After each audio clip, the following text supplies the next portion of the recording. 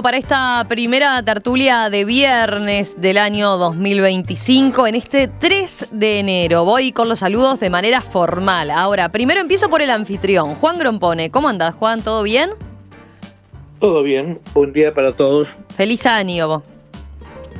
También feliz año. Teresa Herrera, ¿cómo andás, Tere?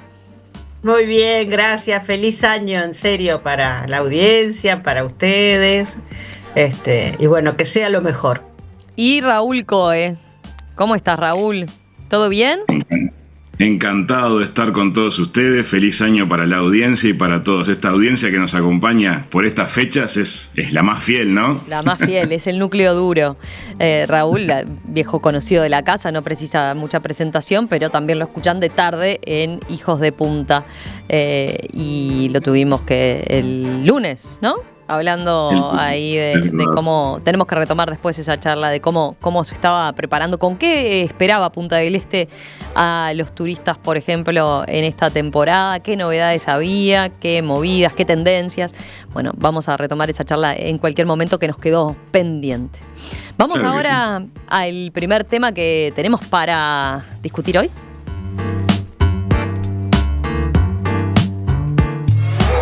Estados Unidos comenzó a preparar con banderas a media asta el funeral del expresidente Jimmy Carter, que falleció el lunes a los 100 años de edad. El homenaje oficial durará 6 días. Los restos serán velados mañana en Plains, Georgia, en la ciudad natal de Carter. Luego serán trasladados a Atlanta donde estaba la sede del Centro Carter. Posteriormente al Capitolio en Washington, D.C. para retornar el jueves a la residencia familiar en Plains. A los funerales asistirán cientos de mandatarios y líderes mundiales, entre ellos Donald Trump, que dijo que Estados Unidos tiene una deuda de gratitud con Carter, que fue crítico de las gestiones del republicano. Jimmy Carter, presidente de Estados Unidos entre 1977 y 1981, fue ampliamente reconocido por su enfoque humanitario y su compromiso con los derechos humanos, tanto durante su presidencia como en su vida posterior. There can be no nobler, no more ambitious task. No puede haber tarea más noble y ambiciosa para Estados Unidos que ayudar a moldear un mundo justo y pacífico que sea realmente humano, dijo en su ceremonia de asunción. Su administración presidencial se destacó por acuerdos históricos como los acuerdos de Camp David, que facilitaron la paz entre Egipto e Israel, y por su enfoque en la política energética y ambiental. Sin embargo, su mandato también enfrentó desafíos significativos, incluida la crisis de rehenes en Irán y problemas económicos internos. Para Latinoamérica, su gestión fue significativa, ya que condenó las dictaduras militares de la década del 70, lo que marcó un cambio de relevancia respecto a las políticas previas de apoyo tácito a regímenes autoritarios en la región por parte de Estados Unidos. Luego de su muerte, el Centro Carter va a continuar abogando por el respeto a la democracia y los derechos humanos a través de la institución. Esta organización que se encargó, entre otras cosas, de vigilar la transparencia de las elecciones en todo el mundo.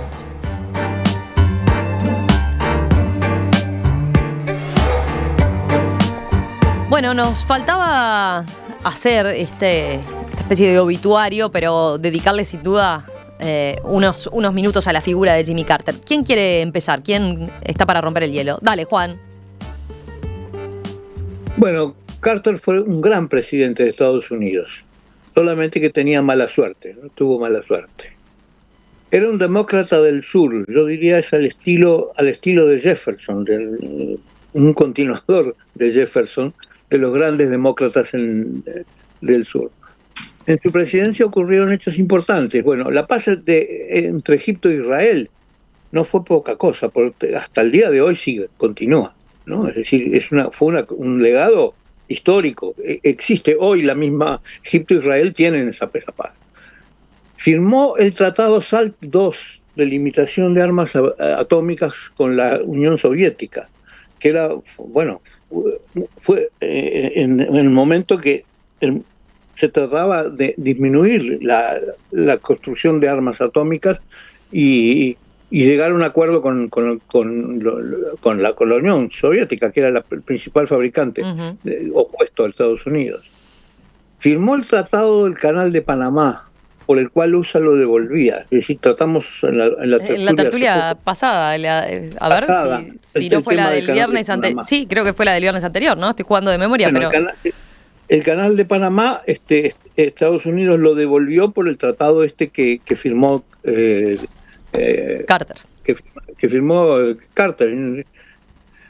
Rechazó todos los levantamientos militares en América Latina, y en particular las dictaduras en el Uruguay. Las dictaduras en el Uruguay tuvieron problemas, porque Estados Unidos dejó de comprar, dejó de hacer una cantidad de cosas, para tratando en los últimos años de los 70, ¿no?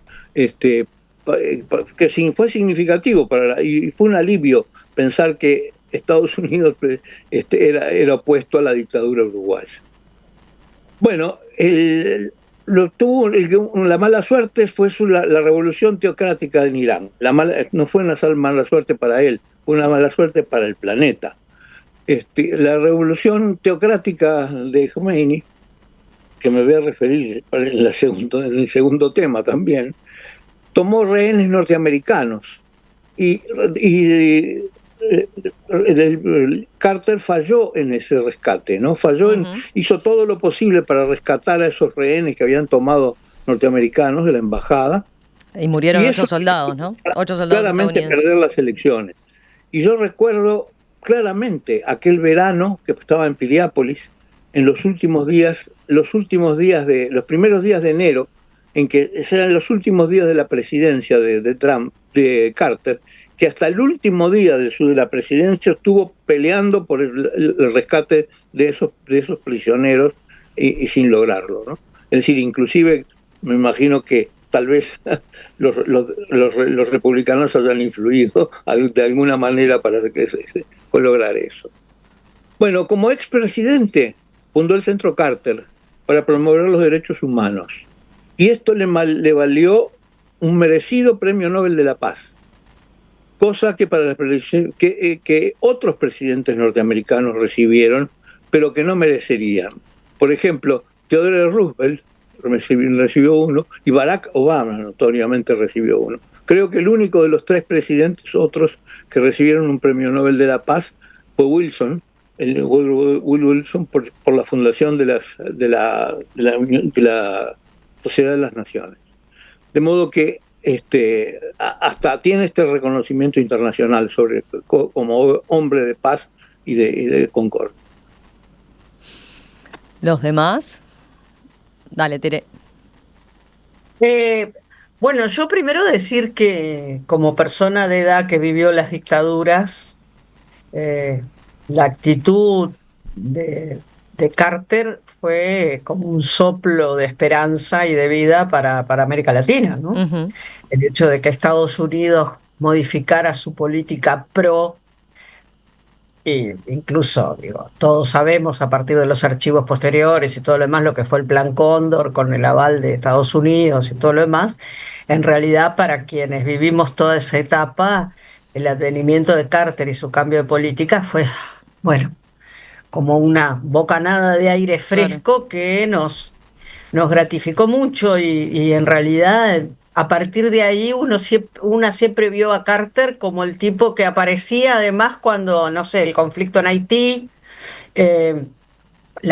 después, a posteriori, bueno, esto ya se refirió Juan, de todo el tema de los tratados con Egipto y Israel, pero a partir de ahí su presencia y su aparición cada vez que había un conflicto, una situación en algún lugar del mundo que lo ameritara, o con la fundación del Centro Carter, todo lo que significó el aval de las elecciones en distintos países, el ser vedor, el apoyar, digamos, a regímenes que aparecían democráticos en lugares conflictivos. No sé, me parece que el rol que cumplió fue un rol muy importante.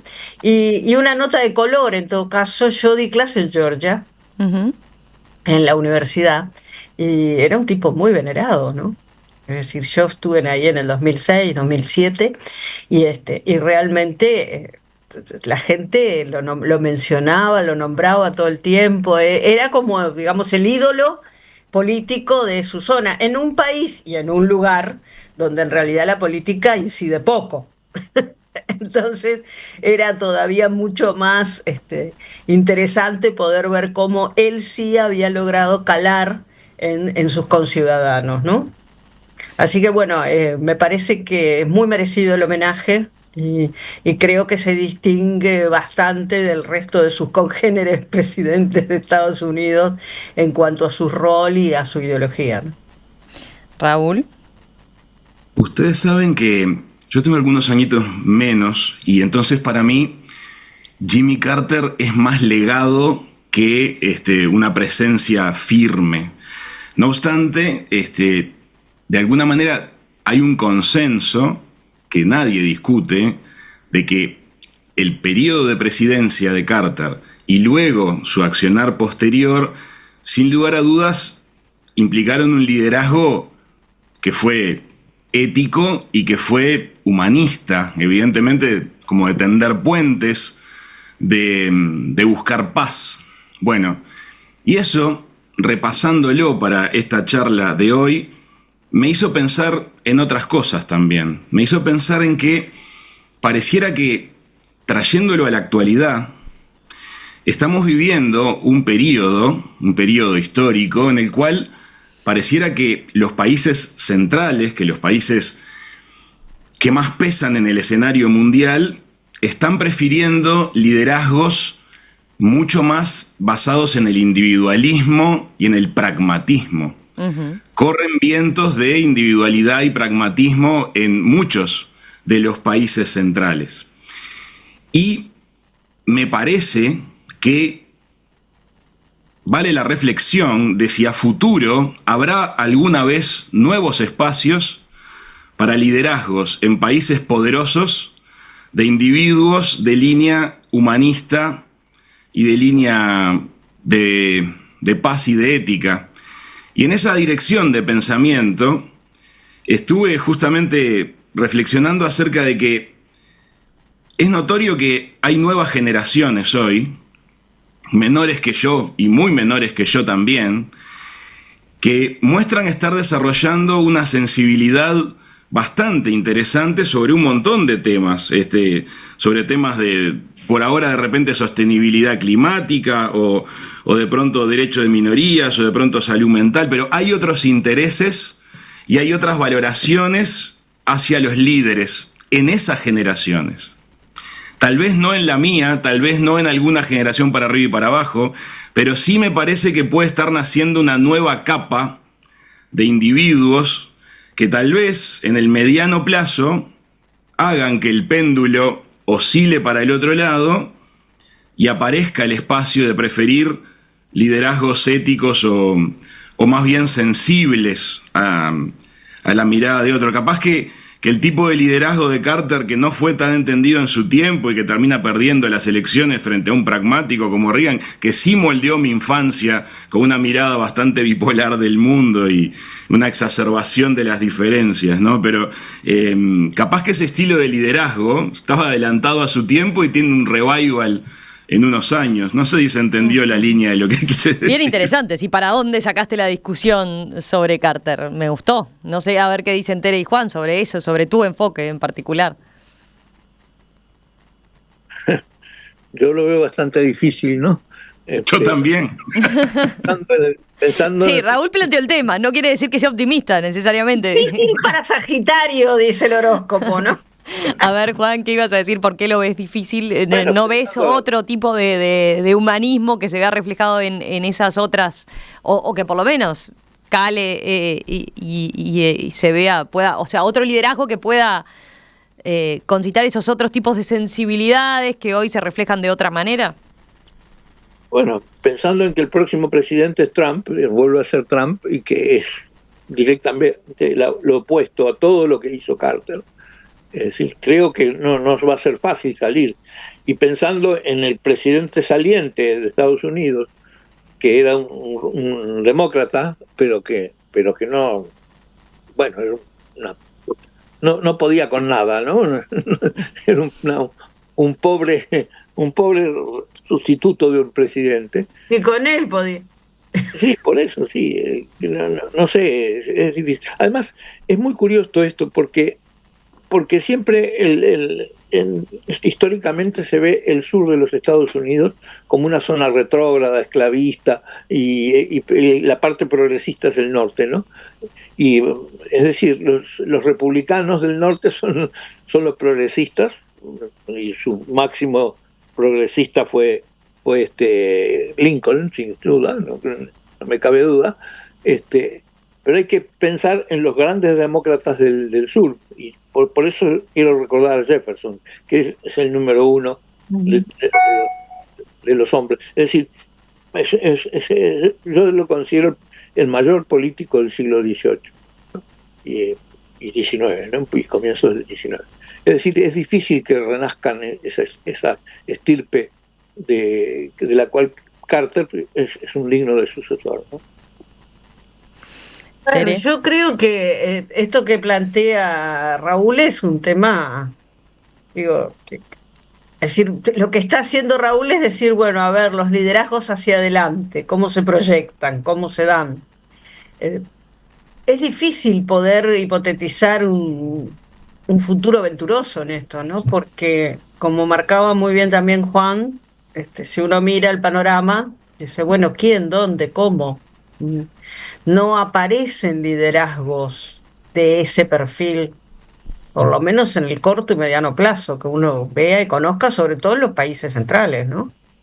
Todo lo contrario, digo, son liderazgos autoritarios, liderazgos con connotaciones bélicas, con individualismo, materialismo, todo el tema de, bueno, de obtener las cosas aunque sea a la fuerza. No sé, yo pienso en un Putin, pienso en los chinos, siempre me cuesta mucho nombrarlos porque pero bueno, en China, bueno, y en Estados Unidos ni hablar ahora con este señor, ¿no? Y en Europa, que uno podría por ahí mirar y decir, bueno, tampoco. O sea que, en realidad, si tuviera que pensar en liderazgos promisorios, tal vez, aunque parezca mentira, que tengo que mirar hacia América Latina, ¿no? Entonces puedo pensar por ahí en un Lula, puedo pensar en un Petro, puedo pensar en alguna gente que está tratando, por lo menos tratando de hacer las cosas de forma diferente. Me pregunto qué éxito puede tener esa alianza junto con Rusia y junto con India y junto con China, ¿no? En el Brexit. Entonces, no sé, pero si tuviera que poner una fichita, pondría algunos de los de América Latina. En los BRICS, además, decís. Claro, incluso para pensar en el BRICS, perdón, pero pensar en algo un poco distinto, pero la verdad, solo por ahí. No pensaría en Mirá, otro. desde la- No me parece desde- que quiera contarme algo. Sí, Yo tengo dale. esperanzas de que el sucesor de Xi Jinping sea uno de esos. Ah, bien, bien. Sí, reconozco mi supina ignorancia sobre No, yo no sé China, quién es pero ni quién puede ser, pero me imagino que China tiene que dar una vuelta atrás, es decir, tiene que cambiar de rumbo, no puede seguir en el rumbo de Xi Jinping. Está sí, bien, porque pero además ese rumbo no económicamente tampoco últimamente le está redituando mucho, ¿no?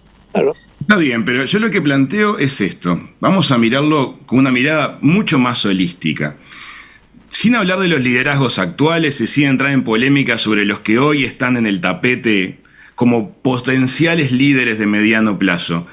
Yo les pregunto, hace unos cuantos años atrás, pensar en los cambios que se han dado en cuanto a la gestión de los residuos, la sensibilidad hacia el cigarrillo, es decir, aparecen en las capas sociológicas de las generaciones que vienen miradas que cuestionan a las generaciones anteriores y hay cambios de conducta que son notorios. Es decir, es tangible. Hoy por hoy, de pronto alguien tira un papel por la ventana de un auto y el niño que esté a bordo del auto de atrás lo va a cuestionar. Y ese niño no va a tirar a futuro papeles por la ventana. La pregunta es si llegará el momento, en el largo plazo, de que volvamos a tomar una cierta conciencia humanitaria de que este rumbo pareciera que no nos llevó a ninguna parte y el péndulo vaya para otro lado. A mí me gusta creer que la puerta se mantiene abierta, aunque es cierto que por ahora son todos portazos.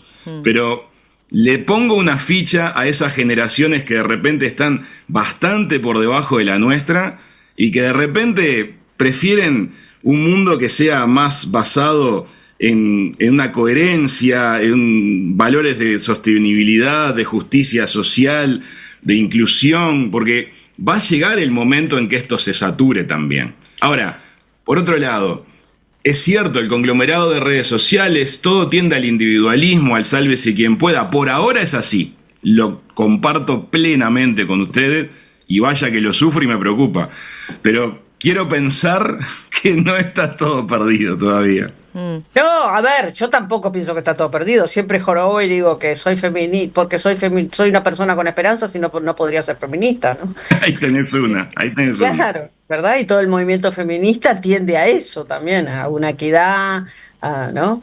Y bueno, a eso se logró, pero llevó décadas. Capaz que muchas más décadas. Sí, muchas más décadas, pero reconozcamos también de que nos vienen cascoteando con el backlash. Sin duda, ¿no? Y aparte, ¿cuánto venimos escuchando que lo que importa es la realpolitik, expresión que aborrezco, pero como concepto, son tiempos de eso. Campea ese viento.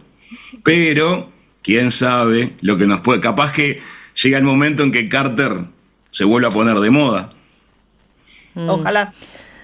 Marcos dice, creo que personas con posibilidad de decisión de cambiar la humanidad como Carter hay en todo el mundo. Paralelamente, hay demasiado poder de las corporaciones que no los dejan desarrollarse. Carter, en ese sentido, fue bastante afortunado, dice él. Claro. Yo creo que justamente hoy por hoy se expresan los vientos de cambio y de alguna manera de cuestionamiento al sistema sobre temas que todavía son un poco laterales, porque detrás de esos temas no están todavía grandes corporaciones, grandes lobbies de poder, que son los que después son difíciles de mover. Pero bueno, tal vez llegue un momento en que la opinión pública de los países centrales, después de algunas cuantas desilusiones y sufrimientos, decida que hay que intentar oscilar para otro lado. ¿Quién sabe?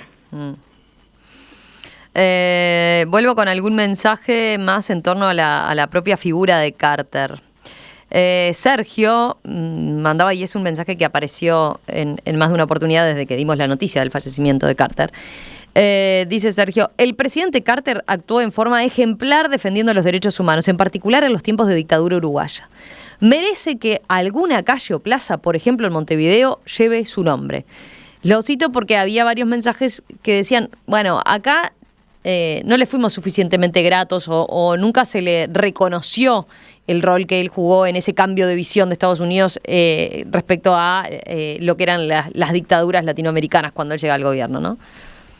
Sí, era lo que, por eso yo arranqué mi exposición con eso, ¿no? Digo, con los nuevos, no sé, como el soplo de vida que vino a partir del gobierno de Carter. Pero es cierto que es eso, le faltó reconocimiento, por eso dice este oyente, bueno, merecería un... Además le ponemos el nombre de calle de cualquiera, podríamos poner una, es cierto. Después, a ver si encuentro, había quien recomendaba...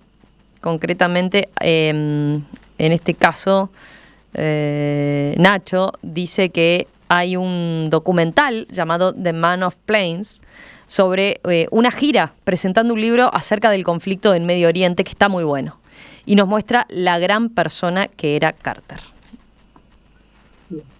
¿Tienen algún comentario más a propósito de Carter? ¿Les quedó algún apunte o volviendo a la reflexión de Raúl? Final abierto. Final abierto.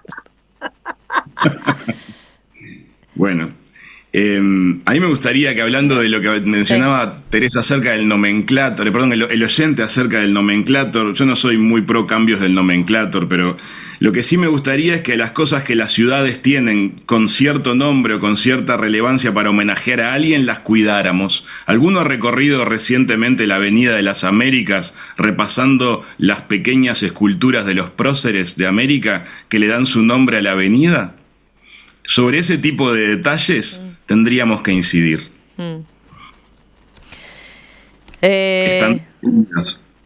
Vos decís que no vale, o sea, no es solo ponerle el nombre y chau, ¿no? Dámelo a las que ya tienen nombre, porque había busto, plaqueta, iluminación, soporte, y todo eso está en ruinas y nadie se ocupa de mantenerlo. Y eso me da mucha, mucha rabia. Porque una cosa es hacer el homenaje el día 1, pero el desafío es sostener el homenaje día a día durante años. Ahí es que la memoria de alguien está viva. No es solamente por hacer el gesto político de ponerle el nombre del que me cae simpático a una calle.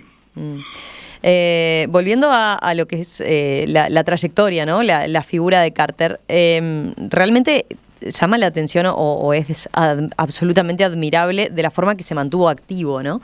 Pero pienso también en cómo llegó al poder, ¿no? Recordemos, le gana gana después de Nixon, que del escándalo Watergate, ¿no? Y ahí da como un soplo de entusiasmo, ¿no? Por lo que había sido el caso Watergate con Richard Nixon, ¿no?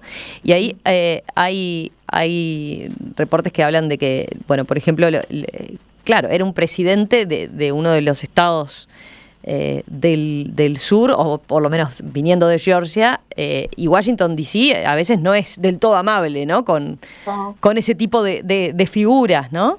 Y hay reportes que hablan de lo meticuloso y estudioso que era, incluso de cada uno de sus acciones, ¿no? De los temas con los que se metía, era como obsesivo con los distintos temas que se metía cuando estaba al frente del gobierno. No, además, si uno repasa sus dichos, sus escritos, bueno, sus escritos supongamos que la gente elabora más, pero sus discursos y todo lo demás nunca fueron lugares comunes. Siempre tienen sustancia, tienen contenido, ¿no? A él le pegó la inflación y le pegó una crisis energética, es decir, fueron los números también los que le pegaron. Al margen de la crisis de los rehenes, yo creo que una de las cosas en las que, por lo que estuve viendo, se agarra fuerte en su campaña Ronald Reagan era de la economía. O sea, el pragmatismo, como tantas veces, atacando fuerte a una mirada, digamos, un poco más elaborada. O sea, el bolsillo de la gente, apelar a eso y de ese lugar rescatar botín electoral. Una historia que cada tanto nos pasa, ¿no? Sí. Juan, ¿te queda algún apunte? Bueno, sí, una observación que a mí me gusta hacer. En general en Estados Unidos, los periodos de la alternancia entre republicanos y demócratas son de 8 años, ¿no? Es decir, un presidente gobierna 2 periodos y luego pasa al partido contrario, porque republicanos y demócratas tienen distinta concepción, ¿no? Es decir, los republicanos son liberales económicos y los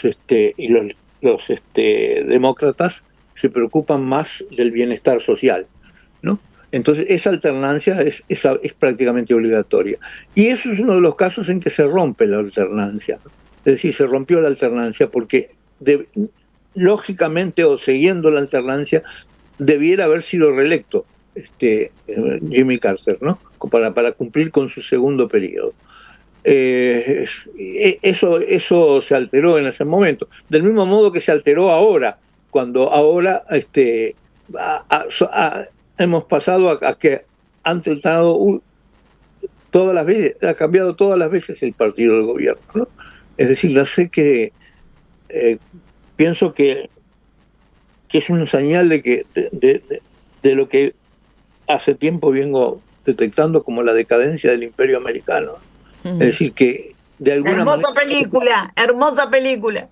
De alguna manera Estados Unidos está perdiendo fuerzas y está perdiendo participación en el mundo, y eso hace que las cosas se empiecen a distorsionar, ¿no? Así que tal vez lo que sea el deterioro del imperio americano traiga un presidente nuevamente un presidente con cerebro y con capacidad de gobernar y no de hacer mala política como parecen hacer estos últimos presidentes, ¿no?